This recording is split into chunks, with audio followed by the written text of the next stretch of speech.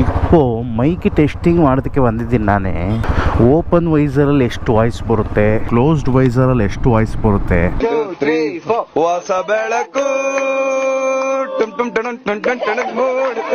ಈಗ ಫಾಸ್ಟ್ ಆಗಿ ಹೋಗ್ತಾ ಇರ್ಬೇಕಾದ್ರೆ ಗಾಳಿ ಬೀಸ್ತದಲ್ಲ, ಆ ಗಾಳಿ ಬಡತಕ್ಕೆ ಸೌಂಡ್ ಕೇಳಿಸುತ್ತೋ ಇಲ್ವೋ ನಮ್ಮದು ಅಂತ ಒಂದು ಸ್ಮಾಲ್ ಟೆಸ್ಟಿಂಗ್. ಎಷ್ಟಿದೆ ಸ್ಪೀಡು?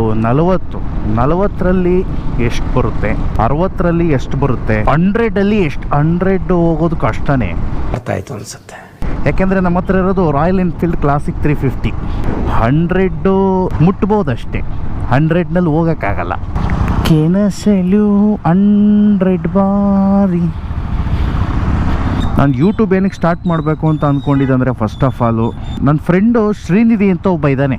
ಒಂದು ಒಳ್ಳೆ ವಿಷಯ ಏನಂದರೆ, ಅವ್ರ ಮನೇಲಿ ಸೀರಿಯಲೆಲ್ಲ ನೋಡ್ಕೊಂಡು ಟೈಮ್ ವೇಸ್ಟ್ ಮಾಡಲ್ಲ. ಅವರು ಟಿ ವಿಯಲ್ಲಿ ಯೂಟ್ಯೂಬ್ ಹಾಕ್ಕೊಂಡ್ಬಿಡ್ತಾರೆ. ಇರೋ ಬರೋ ದೇಶನೆಲ್ಲ ಅವರು ಯೂಟ್ಯೂಬ್ನಲ್ಲೇ ನೋಡಿಬಿಡ್ತಾರೆ.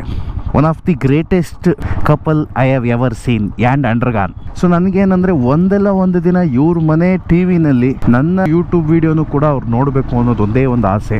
ಸೊ ಈಗ ರೀಸೆಂಟಾಗಿ ಯಾರ್ಯಾರೋ ಯೂಟ್ಯೂಬಿಗೆ ಬರ್ತಾ ಇದ್ದಾರೆ.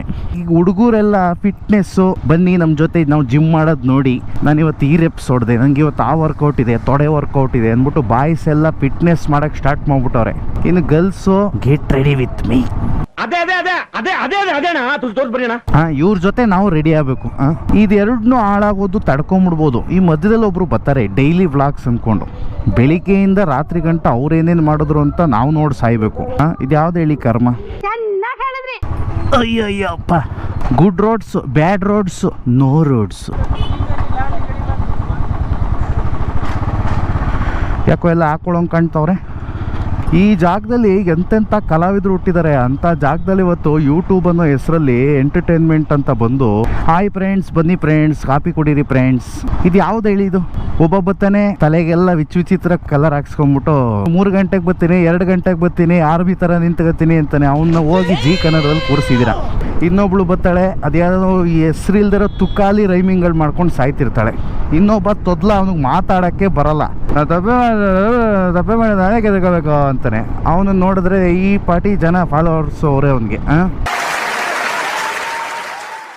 ಜನಕ್ಕೇನು ಬೇಕು? ಎಂಟರ್ಟೈನ್ಮೆಂಟ್ ಬೇಕು. ಅವರು ಅದೇ ಒಂದು ಲೂಪಲ್ಲಿ ಬದುಕ್ತಾ ಇದ್ದಾರೆ.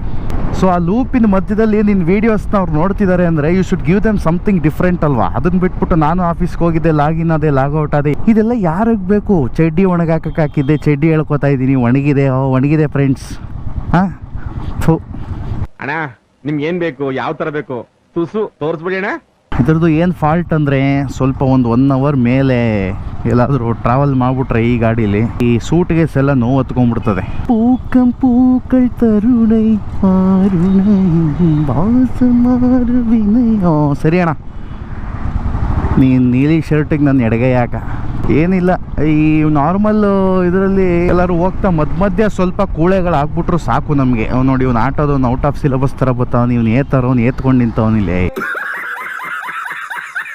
ಸೊ ಈಗೇನು ಹಿಂಗೆ ಮುಂದೆ ಹೋದರೆ ಒಂದು ವಿಶಾಲ್ ಮಾರ್ಟ್ ಸಿಗುತ್ತೆ. ವಿಶಾಲ್ ಮಾರ್ಟ್ ಹತ್ರ ಲೆಫ್ಟ್ ತಿರ್ಕೊಂಬಿಟ್ಟು ಒಂಚೂರು ಸ್ಟ್ರೈಟ್ ಹೋಗ್ಬಿಟ್ಟ ಅಂದರೆ ದೆಮ್ಮರು ದೆಮ್ ಬೇತು ಜಾಯಿಗೆ. ಓಹೋ, ಬೋಲು ಶುಭ ಶ್ಯಾಮ್.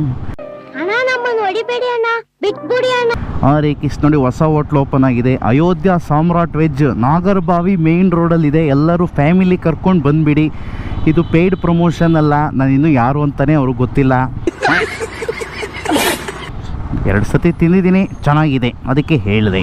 ಈ BMTC ಬಸ್ಗಳಿಂದನೂ ಈ ಅಮ್ಮನು ಅಡ್ವರ್ಟೈಸ್ಮೆಂಟ್ಗಳು ಹಾಕೊಂಡು ಕೂತ್ಕೊಂಡ್ಬಿಟ್ಟವ್ರೆ. ಇವರು ಟಿ ವಿಲಿ ಬರ್ತಾರೆ, ಮ್ಯೂಟ್ ಮಾಡಿದ್ರು ಇವ್ರ ವಾಯ್ಸ್ ಕೇಳಿಸ್ತಾ ಇರುತ್ತೆ.